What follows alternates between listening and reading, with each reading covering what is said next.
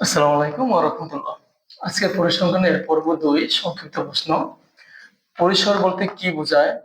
কোন উপাত্তের সর্বোচ্চ সংখ্যা থেকে সর্বনিম্ন সংখ্যা বিয়োগ করে এর সাথে ১ যোগ করলে যে সংখ্যা মান পাওয়া যায় তাকে ওই উপাত্তের পরিসর বলে।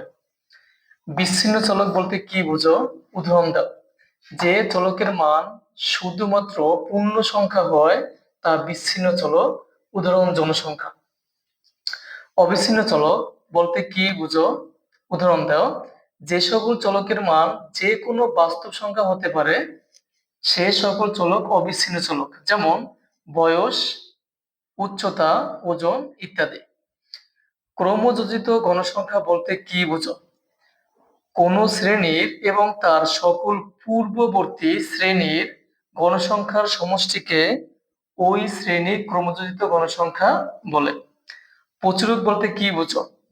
কোন উপাত্তে যে সংখ্যাটি সবচেয়ে বেশি বার থাকে তাকে প্রচুরক বলে।